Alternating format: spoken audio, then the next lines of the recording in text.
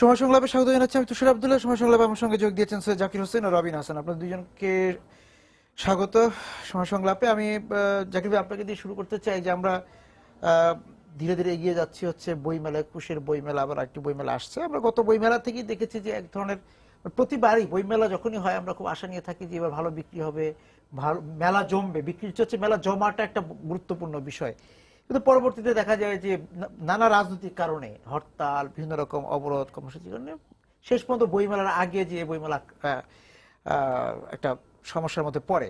এইবার আমরা এগিয়ে যাচ্ছি আবার বইমেলার দিকে। আসলে খুবই দুঃখজনক। বইমেলার শুরুতে আমাদের আমরা প্রস্তুতি যখন নিচ্ছি, সবাই আসলে এখন কোন বইটি করব, কার বইটি করতে পারি, কি পাণ্ডুলিপি আছে, এটার সম্পাদনার ফাইনালের দিকে আমরা যাচ্ছিলাম। এই সময়ে আসলে এই ধরনের একটা বড় ধরনের দুর্ঘটনা আসলে এই যে ফয়সাল আরফিন দীপনের উপর যেই আক্রমণ এবং সে পরবর্তীতে তাকে এভাবে মেরে ফেলা, এটার ব্যতিক্রম আমি মনে করি সেটা আমাকে করা আসলে একজন প্রকাশক হিসেবে এবং দেশের মানুষ হিসেবে, নাগরিক হিসেবে তো অবশ্যই একইভাবে আমাদের টুটুলের উপরও, আমরা শুদ্ধস্বরের টুটুলের উপর। এখন এই যে বিষয়টা, এটা অবশ্যই আমাদেরকে আতঙ্কিত করেছে। কিন্তু এখান থেকে একটা জিনিস, বইমেলা সবসময় একুশের বইমেলা কেন্দ্রিক আমাদের প্রস্তুতিটা শেষের দিকে হলেও সবসময় দেখা গেছে একুশে বইমেলার জন্য প্রকাশকদের একটা প্রস্তুতি থাকে এবং তারা সফল হয়। কিন্তু গত কয়েক বছর আসলে বইমেলা কেন্দ্রিক আমরা যে জিনিসটা দেখতে পাচ্ছি, বইমেলাতে প্রকাশকরা, লেখকরা যতই প্রস্তুত থাকুক, কিন্তু বইমেলা যারা চালায় তাদের প্রস্তুতিটা আসলে খুব এক ধরনের অনেক ঝাঁকজমক ঘোষণা থাকে ঠিকই, কিন্তু ম্যানেজমেন্টগতভাবে এবং সব দিক থেকে এটাকে সফল আয়োজক যারা, এটা আমরাও আয়োজকের অংশ। আমরা আসলে মূল স্টিয়ারিং হয়, স্টিয়ারিং এ আসলে গিয়ে খুব বেশি সমস্যা হয়ে যায়।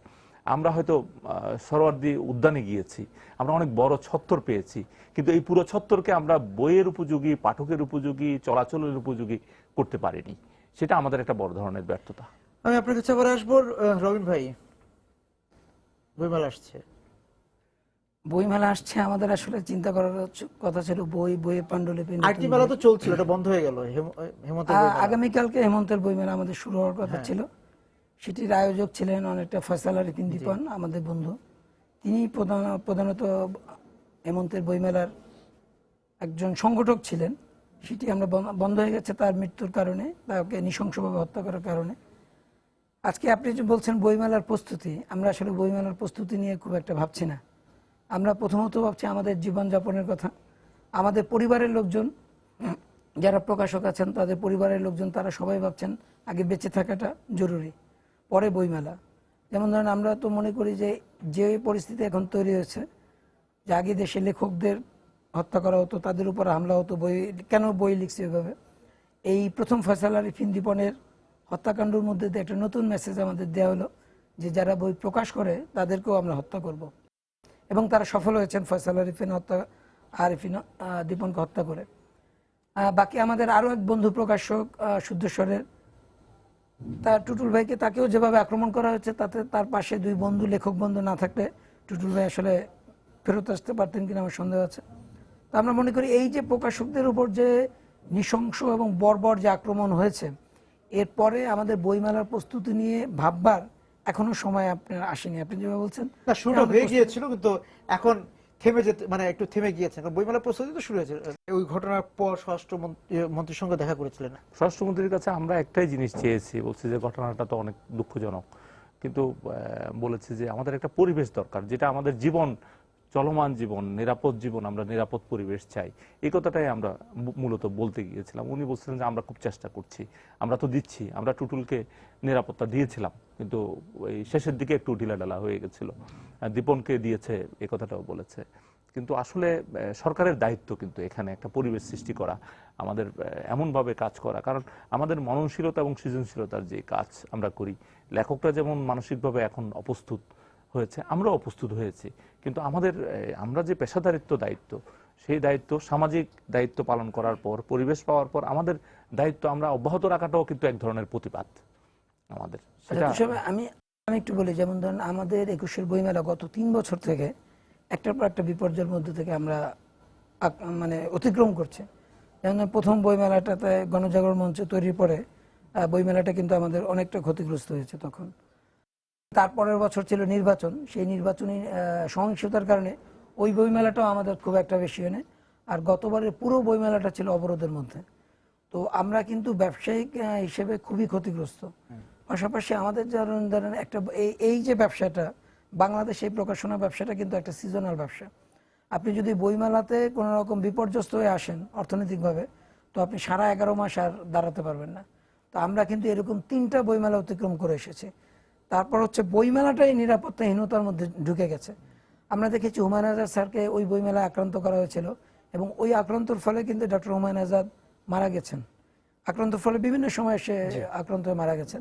এরপরে আমরা দেখেছি যে ওই বইমেলা, এই গতবারের বইমেলায় অভিজিৎ রায়কে প্রকাশ্য একদম সন্ধ্যার সময় টিএসির মতো জায়গায়, চতুর্দিকে বাতি জ্বলছে, নিয়ন বাতি, তার মধ্যে তাকে হত্যা করেছে।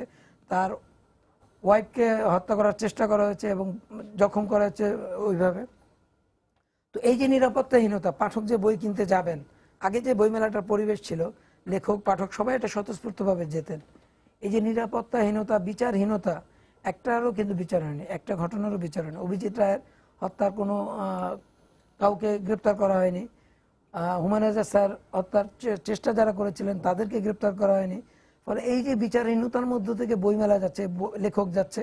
আজকে সর্বশেষ সংস্করণ হলো আমাদের দীপন ভাই প্রকাশক। কোন রকম সুপারিশ, বইমেলা তো আসলে যদিও ফেব্রুয়ারিতে, কিন্তু সেটার অন্যান্য কাজগুলোতে এখন থেকে বাংলা একাডেমি শুরু করে দিবে।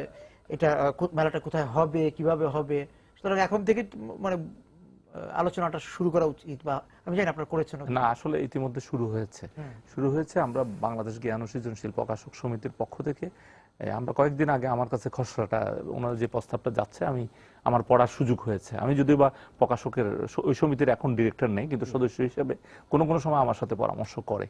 আমি এই পরশুদিনই আসলে আমাকে এই খসড়াটা দেখানো হয়েছে। ওখানে আমরা অনেকগুলো প্রস্তাব দিয়েছি। তার মধ্যে আমরা স্টল ভাড়া কমানো, তারপরে সব দিক থেকে পথ করা, ভালো করে একটা গেট, এই যে বাংলা একাডেমির ভিতরে যে শিশু সত্তরের নামে সব ধরনের বিষয়গুলি রাখে, সেটা যে পুরো বইমেলাটা ঝুঁকির মধ্যে পড়ে, এবং বাণিজ্যিকভাবে প্রকাশকরা যে মানে পাঠকরা বিভ্রান্ত হওয়ার কারণে প্রকাশকরা আসলে শিশু চত্বর করে, কিন্তু ওখানে মানে মৌসুমী প্রকাশকরাই বেশি, এবং বড় বড় প্রকাশকরা সরোয়ার দিতে, এবং বড় বড় প্রকাশকরা যেমন অ্যাডন পাবলিকেশন, এবিসি সিরিজ নামে আমাদের একটা বই আছে, অ্যাডন বুকস ফর চিলড্রেন।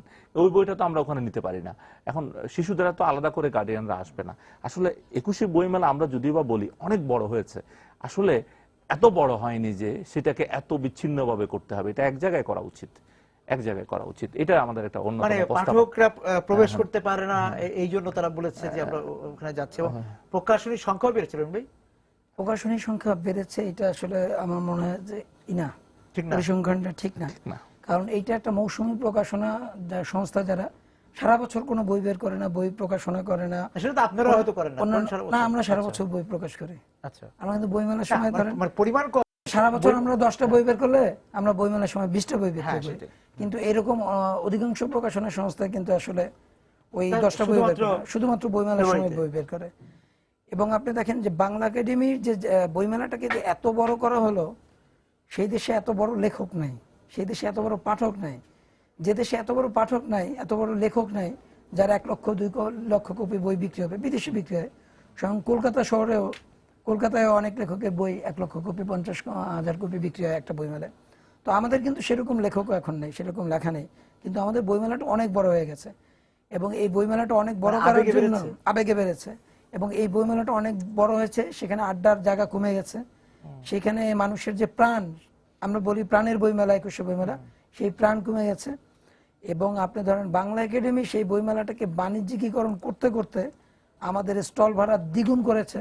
যে আমরা গত 3 বছর থেকে প্রকাশকরা ক্ষতিগ্রস্ত হচ্ছে অর্থনৈতিকভাবে, হরতাল, অবরোধ, নানা কারণে।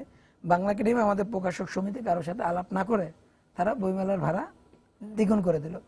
এবং বাংলা একাডেমির যে এই যে স্বেচ্ছাচারিতা, এটা ধরেন আগামী বছর দেখা গেল আমাদের একটা ফর্ম ধরে দিল যে এই বইমেলায় অনেক কিছু জিনিসের দাম বেড়েছে বলে সে আরো ডাবল করে দিল। এই করতে করতে বইমেলাটাকে আমাদের প্রকাশকদেরও আগ্রহ যে জায়গাটা, সেটা নষ্ট হয়ে যাচ্ছে। আমরা তো বই বের করে তো আমরা কিছু লাভ করতে চাই, যে আর একটা নেক্সট বই প্রকাশ করবো, সেটার জন্যই তো আমরা তো ওখান থেকে লাভ করতে পারতেছি না। ওইখানে আমাদের ব্যবসায় ঝুঁকিপূর্ণ হয়েছে। এখন ব্যবসা ঝুঁকিপূর্ণ, পরিবেশ ঝুঁকিপূর্ণ, এখন প্রাণ ঝুঁকিপূর্ণ প্রকাশকের। তো এই তিনটা ঝুঁকিপূর্ণ জিনিস নিয়ে কোনো ব্যবসায়ী ব্যবসা করে কিনা এটা বাংলাদেশে আমার মনে হচ্ছে এই মুহূর্তে কোনো ব্যবসায়ী নাই। যে প্রাণ ঝুঁকিপূর্ণ। তারপর তো জাকির ভাই, আপনি যে আবেগের কথাটা বললাম রবিন ভাইকে, সে আবেগ, সে প্রাণের কারণে বই না ছেপেও তো মনে থাকতে পারবেন না আপনারা। না, বই না ছেপে আমরা থাকতে পারবো আর না, থাকাটা ঠিক কিন্তু হবে। লেখক দিয়ে যখন কথা উঠেছে তাহলে আমি খুব স্পষ্টই বলি, লেখক নিয়ে, হ্যাঁ, আমাদের আমি সব রবি বলছে প্রকাশকের- লেখক নেই, পাঠক নেই। পাঠক নেই। আমাদের কিন্তু আসলে বেসিক্যালি লেখক নেই বলবো আমি। আচ্ছা। কেন, আমি যদি বাংলা একাডেমির পুরো বইমেলাকে যদি আমি একটু চার্জ করি বা দেখতে চাই সব প্রকাশক নিয়ে বইতে, আমার মনে হয় আমরা 200 লেখক পাবো না। শুধু বইমেলাতে তার 200 করে বই চলে। হয়তো আমরা 5 জন লেখক পাবো বা 10 জন লেখক পাবো যাদের বই 500-র উপরে চলে। কিছু কিছু লেখকের হয়তো খুবই তাদের 10,000 বই চলে, যেমন রবীন ভাই একটা খুব গুরুত্বপূর্ণ, 1 লাখ চলে এরকম কোন লেখক আমাদের বাংলাদেশে নেই। অথচ জনসংখ্যার দিক থেকে আমাদের দেশটা অনেক বড়, অনেক বড়। আর প্রকাশকরাও আমরা যে পেশাদারিত্ব, যেটা একটা বইকে, একটা পাণ্ডুলিপিকে আসলে বইয়ে রূপান্তর করে লেখকের সাথে আস্তে আস্তে কাজ করে যে এটাকে পাঠক উপযোগী করা এবং এটাকে একটা জায়গায় নিয়ে মানে যাওয়া, প্রকাশনার যে পেশাদারিত্ব, সেটা আসতো। কিন্তু এখানে বইমেলাটা আমাদের এক ধরনের ক্ষতিও করেছে। এই যে জোয়ারের নামে আমরা, আবেগের নামে বইমেলাকে নিয়ে এত বই বের হওয়া, সেটা আমাদের পেশাদারিত্বের ক্ষতি করেছে। বইমেলার যে জায়গায় আমাদের কাজ হওয়া দরকার, আসলে বেসিক জায়গায়, মানে এত বই, যে পরিমাণ বই বের হয় 3,500, 4,000, 6,000, সেটা সুস্থ কিনা? সেটা অসুস্থ প্রতিযোগিতা। অবশ্যই। অসুস্থ প্রতিযোগিতা আমি বলছি ওই কারণে যে আমাদের গণমাধ্যম যে, সবাই তো বই বের করতে চায়। হ্যাঁ, গণমাধ্যম যে তার একটা ভূমিকা থাকার কথা ছিল বইমেলাগুলোতে, কিন্তু ওই যে যে একজন ধরেন টাকা দিয়ে বই বের করলো বা বাইরে থেকে আসলো, সে একটা বই বের করে, বই মোড়ক উন্মোচন নামে একটা মৌসুমী মোড়ক উন্মোচনের প্রতিযোগিতা চলে, সেখানে আমাদের বড় বড় লেখকরা যান উন্মোচন করেন। কি উন্মোচন করছেন, কি বই, একদম একটা পাতা মোড়ক উল্টিয়ে উন্মোচন দেখেন কিন্তু গত 2-3 বছরে নজরুল মঞ্চে একটা মানে রেকর্ড। হ্যাঁ, ওখানে মানে জায়গা পাওয়াই খুব মুশকিল। বাংলা সাহিত্যের রেকর্ড করতে পারে বাংলা, মানে 21 বইমেলার মোড়ক উন্মোচন করাই মানে আমি একজন গুরুত্বপূর্ণ লেখক হয়ে গেলাম। ফলে এই যে তরুণরা 12, 18 বছর, 19 বছর, তারা একজনের প্রাণ নিয়ে নিচ্ছে, আরেকজনের প্রাণ নিয়ে নিচ্ছে, বাপের প্রাণ নিচ্ছে ছেলে, মায়ের প্রাণ নিচ্ছে মেয়ে, এই যে বিভিন্নভাবে এডিক্টেড হয়ে বিভিন্ন মাদক দ্রব্যের কারণে। সেইখানে আমাদের মনে হয় পরিবারের লোকজনকে একটু বলা যে বাবা তুই একটা বই পড়, কিছুক্ষণ সাহিত্য গল্প পড়, তুই একটা রবীন্দ্রনাথের গল্প পড় অথবা শরৎচন্দ্র পড়, তুই একটা হুমায়ুন আহমেদের বই পড়।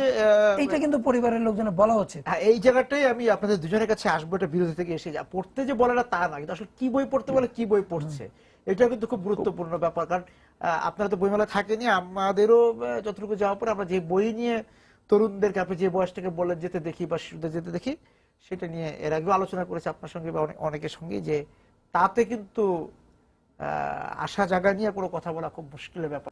আমি একটু বলি যে আমাদের শিক্ষা যে, যেমন ধরেন এখনকার যে শিক্ষা ব্যবস্থা, একটু বলি এটার কারণে, কারণ এই শিক্ষা ব্যবস্থার উপর নির্ভর করতেছে যে সে বাইরের বইটা পড়বে কি পড়বে না।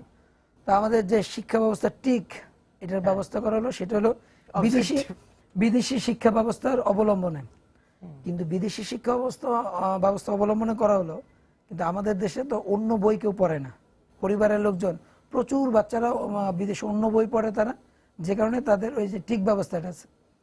আমাদের এখানে পরিবারের লোকজনই বাচ্চাদের বই কিনে দেয় না, এবং সেই গল্প, সেই যে মানবিক মানুষ হওয়ার যে গল্প, মানে আমরা দেখেছি যে রুশ দেশের উপকথা থেকে শুরু করে বিভিন্ন উপকথায় মানবিক মানুষ হওয়ার একটা কথা আছে। গাছের পাতা ডাল ছিঁড়তে বললে বলছে যে একটা গাছ মারা যাবে, সেই বোধটা শিশুকাল থেকে তারা শেখে। আমাদের এখানে সেই সাহিত্য আমরা পড়াচ্ছি না, সেই সাহিত্য এখানে পড়ানো হচ্ছে না, এবং কোনো সাহিত্যই আসলে এখন পড়ানো হচ্ছে না। আমরা দেখেছি যে আমাদের মা বাবা এবং আমাদের খালারা, তারাও শরৎচন্দ্র চট্টোপাধ্যায় সেই বিখ্যাত সব প্রেমের উপন্যাসগুলো পড়তো। আজকে যারা পাঠক, তারা সেই উপন্যাস, সেই প্রেমের গল্প কোনো কিছুই পড়ছে না। প্রেম তো একটা ভালো জিনিস, কিন্তু আমাদের সমাজে বলা হচ্ছে যে তুমি প্রেম, সেটাও খারাপ, সব খারাপ। এই যে খারাপ, কিন্তু তুমি মানে রোবট হওয়া শিখো। হ্যাঁ, তুমি রোবট হওয়া শেখো, তুমি মানে ভালো পাস করো, স্কিল হও, তুমি ভালো পাস করো, তুমি ব্যাংকের কর্পোরেট চাকরি করো, তুমি টাই পড়ো, মানে সেই জায়গাতেই মানবিক কোনো মূল্যবোধই তৈরি হচ্ছে না আমাদের প্রকাশে। সেটাই জাকির ভাই, মানে ফ্যান্টাসি একটা দিকে, ফ্যান্টাসির দিকে যাওয়া, মানে ফ্যান্টাসি তো আমরাও পড়েছি, মানে অনেক গল্প ছোটবেলায় পড়েছি, রুশ গল্পগুলি পড়েছি, আমরা ফ্যান্টাসি পড়েছি, কিন্তু ফিকশন ফ্যান্টাসির নামে যেটা আমরা একটু যান্ত্রিক করে ফেলা, যান্ত্রিক বিষয় পড়ানো, মানে নদীর কথা না, গাছের কথা না, যেটা রবীন ভাই বললেন, গ্রামের কথা না, মানুষের কথাই নেই, মানুষের কথাই নেই। ছোটবেলায় কিন্তু ওই যে কি বলে আরব বড়জনই পড়েছি, সেগুলিও এখন পড়া হচ্ছে না। এই আমরা দাতা হাতেম তাই করেছি। আপনি ধরেন একটা রুশ দেশের গল্প আছে যে একটা ওই যে এখন কজন পরে আমি জানি। কিশোর ভাই আমাদের এখানে কিন্তু কিছুদিন আগে ওই ঘটনাটা ঘটছে। একটা বাচ্চা, ওইটা রুশ দেশের গল্পের মধ্যে ছিল, সে একটা লাল নিয়ে ট্রেন থামাচ্ছে, একটা ট্রেনের রেল উঠে গেছে, কিন্তু বাস্তবে বাংলাদেশে হয়েছে। কিন্তু বাংলাদেশের গল্পে শিশু সাহিত্যে এরকম গল্প আমরা পাই না যে অনেক কিছু সে শিখবে গল্পের মধ্য থেকে। আমি বলছি না একদম উপদেশমূলক। ঠিক আছে, আমরা এই যে মানে এটা যেটা রোবোটিক যে সাহিত্য এখন তৈরি হয়েছে সেটা নিয়ে আমার একটু আমি অন্যভাবে বলি কথাটাকে। শিক্ষা ব্যবস্থার কথা বলেছে, আমাদের যদি বলি যে শিক্ষা ব্যবস্থা আসলে প্রতিটি 30 বছর পর পর শিক্ষা ব্যবস্থার প্রোডাক্টগুলি আমরা দেখতে পাই। আসলে আমাদের শিক্ষা ব্যবস্থার প্রোডাক্টই এখন আমরা দেখতে পাচ্ছি। এখনকার এই যে রোবোটিক বললেন, আমার কাছে মনে হয় এখন যেটা তৈরি করা হচ্ছে এই যে প্রেসক্রিপশনের আলোকে কর্পোরেট যে পুঁজি, একসময় আসলে দাস প্রথা থেকে পুঁজি আহরণ হতো, এখন আমাদেরকে অন্যভাবে স্কিল করে আসলে দাস ইনডাইরেক্টলি আসলে পাশ্চাত্য বা পুঁজিবাদী সভ্যতা আমাদেরকে আসলে দাস বানানোর এই শিক্ষাটা আমরা এটা ঠিক বুঝতে পারছি না। আগে দাসী বলা হতো, এখন হয়তো এক্সিকিউটিভ বলা হয় আমাদেরকে। আমরা এটা হচ্ছে এটার একটা রূপান্তর, এবং সেটারই আমরা সেটাতেই যাব। এবং এইখানে যে শিক্ষা ব্যবস্থাটা হচ্ছে এখন চাইতে 30 বছর পরে বা 20 বছর পরে ভয়াবহ একটা বিষয় হচ্ছে। রবীন্দ্র ভাই যেটা বলছেন, আমাদের সাহিত্যিকেরা আমরা যে রবীন্দ্রনাথ পড়েছি, শরৎচন্দ্র পড়েছি, নিমাই ভট্টাচার্য পড়েছি, রোমানা আফাস পড়েছি, ওইটাতে আমাকে অমানবিক হতে শিখায়নি। নিহারঞ্জন পড়েছি, ফাল্গুনী মুখোপাধ্যায় পড়েছি, মানে সব এটাতে আমাকে অমানবিক হতে শিখায়নি। কিন্তু গত 30 বছর আমরা কি পড়লাম এরকম অমানবিক হয়ে গেলাম? এটা তো আমাদের আসলে কি পড়েছি আমরা যে অমানবিক হলাম? কারণ পড়াইছে, আমরা তো আকাশ থেকে আসেনি এই পড়াগুলো। এই পড়াগুলো পাঠ্যপুস্তকের ভূমিকা আছে, এটা অবশ্যই ভূমিকা আছে। এই যে অমানবিক আছে অবশ্যই পাঠ্যপুস্তকের একটা রাষ্ট্র, কিন্তু পরিবারের ব্যাপার আছে যে আমি তারপর পরিবার জনপ্রিয় ধারায় যে অন্য কিছুই না, আমি এই দুই একটা বই পড়াচ্ছি যে হ্যাঁ এইটা খুব ভালো বই চলে, এই বই এগুলি পড়াচ্ছি আমি, মানে আমরা মাটির কথা বলছি। ঘটনা হচ্ছে যে আমরা কি ওই যে যেটা বললাম যে আমাদের আলিমাম ভাইয়ের অনেক বই ছিল, সেই বইগুলির সঙ্গে পরিচয় করেছি কিনা, বিপ্রদাস ছোটদের নিয়ে আমাদের আনোয়ার শ্রোতাদের কথা আমরা বলছিলাম। আনোয়ার শ্রোতা তো অসাধারণ।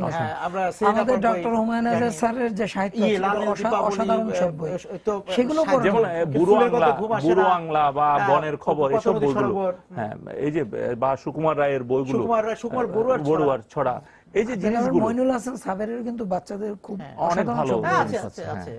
আমরা কিন্তু ওই সাহিত্যগুলো মানে বাচ্চাদের পড়াচ্ছি না। মানবিক সাহিত্য, মানবিক সাহিত্য তো আপনাকে পড়াতে হবে।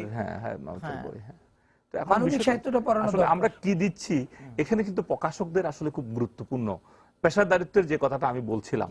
প্রকাশক একজন লেখক দিলেই বইটা করা উচিত না, উচিত না। একইভাবে আমার বোঝা উচিত যে এই আমি যে পাঠকের উদ্দেশ্যে দিচ্ছি, যার জন্য আমি, সে যে পুঁজি বিনিয়োগ করুক, লেখক পয়সা দিক, তো আমি এই বইটার প্রিন্টারের ভূমিকা নিয়ে, বাইন্ডারের ভূমিকা নিয়ে তো লাভ নেই।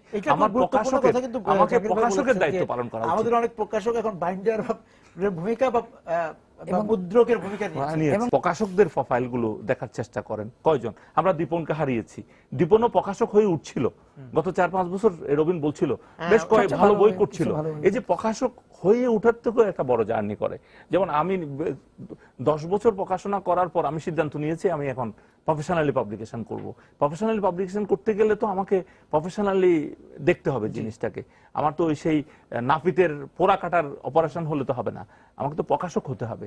এখন এই জন্য আসলে ভালো পাণ্ডুলিপিকে বইয়ে রূপান্তরের যে প্রক্রিয়া, এখানে আমাদের কাজ করা উচিত। সেখানে আমাদের সমিতি কি কাজ করে? সমিতি কাজ করেছে, আসলে করছে না যে সেটা না, কিন্তু এটাকে উৎসাহিত করা হচ্ছে না। এশিয়ান ডেভেলপমেন্ট ব্যাংকের একটা ফান্ডে আমরা একটা বাংলা একাডেমির যৌথ উদ্যোগে একটা প্রশিক্ষণের আয়োজন করেছিলাম। আমরা যখন প্রকাশনা সংস্থায় বললাম যে তোমাদের কর্মীদেরকে তৈরি করো, বলেছে আমরা তো করছি, আমরা তো পারছি। ওনার যে এত ছাপা হচ্ছে, সে কেনার যে বিপণন বিষয়টা নিয়ে রবীন ভাই কি জানি বলছিলেন। বিপণন হচ্ছে আমাদের এখানে আগে, মানে এই আওয়ামী লীগ সরকারের প্রথম দিকে 96 দিকে কিন্তু বই, 96-97 দিকে বই কেনা হতো। এবং সরকার কিন্তু আগের সরকারগুলো, বিএনপি সরকারের সময় বই কেনা হতো। আমরা দেখলাম যে আস্তে আস্তে সেই বই কেনার অংশটা কমতে কমতে সরকারের এখন কোনো টাকা নেই, এরকম একটা পর্যায়ে গেছে যে এই খাতে কোনো বরাদ্দ নেই। তো আমাদের যে, আমরা যে প্রকাশকরা ভালো যে বইগুলো ছাপে সেগুলো কিন্তু লাইব্রেরির জন্য কিনতে পারে, এবং সেইগুলো লাইব্রেরিগুলো ঢাকা শহরের লাইব্রেরি নেয়, সারা বাংলাদেশের লাইব্রেরিগুলোকে পুনর্বিন্যাস করা দরকার। যদি একটা প্রকাশকের এরকম, কিন্তু আপনার কলকাতা আছে একজন প্রকাশকের ভালো বই, তারা প্রায় 1-2 হাজার কপি কিন্তু সরকারের কাছে বিক্রি করে বিভিন্নভাবে, লাইব্রেরির জন্য বিক্রি করে, বিভিন্ন জেলা শহরের জন্য বিক্রি করে।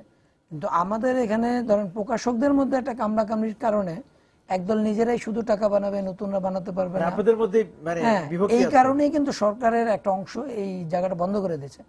এবং সরকার বই কেনা মানে হচ্ছে আওয়ামী লীগ যদি ক্ষমতায় থাকে তাহলে বঙ্গবন্ধু বই কিনবে অথবা এই জাতীয় বই কিনবে। এই ধারাবাহিকতা এই জায়গা থেকে আমাদের সরকারকেও বের হতে হবে যে ভালো বই সেটা বঙ্গবন্ধুর উপর হলেও কিনলো, ভালো বই যেটা হবে সেটা কিনবে। কিন্তু আমাদের প্রকাশকরাই, আমি মনে করি যে আমাদের প্রকাশকদের ব্যর্থতা, প্রকাশক নেতারা যখন যে আর বই সরকার থাকে বই কেনারও তো একটা মনে হয় একটা সিন্ডিকেট হয়ে গেছে। সিন্ডিকেট তো আছে যে কি বই কিনছি।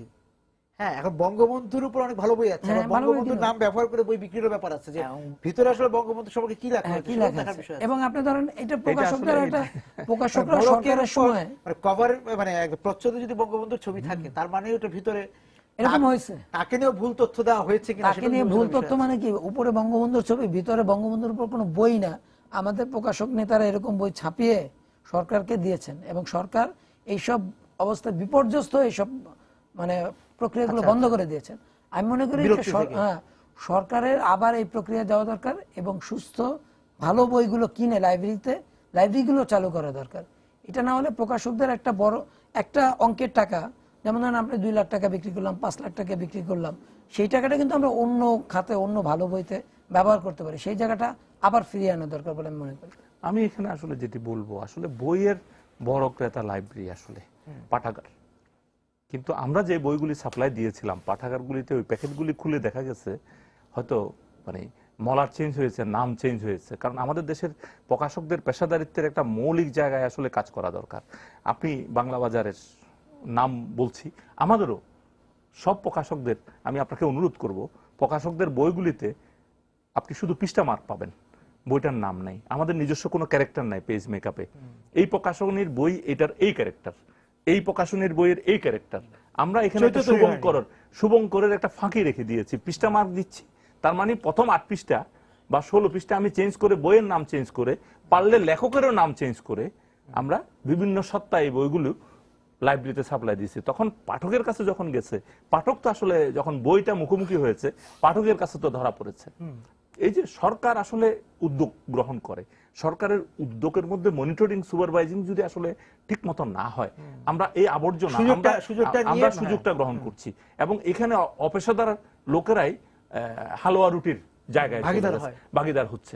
এখানে হয়তো পেশাদারিরাও হচ্ছে হালুয়া রুটির। কিন্তু এই জিনিসটার আসলে পেশাদারিত্ব আগে আনতে হবে আসলে, তারপর আমরা আমাদের বই বিপণন, লাইব্রেরি। কারণ লাইব্রেরিটা এক সময় ছিল এই দেশে, একটা স্কুলের পাশেও লাইব্রেরি ছিল, তারা নিজেরা বই কিনতো, তারাও বই কিনে বন্ধ করলো কেন? পাঠকরা আস্তে আস্তে বই থেকে বিমুখ হলো, অনেক পরিবেশ বিমুখ। কিন্তু আসলে পুরো রাষ্ট্র বই বিরোধী একটা পরিবেশ কেন?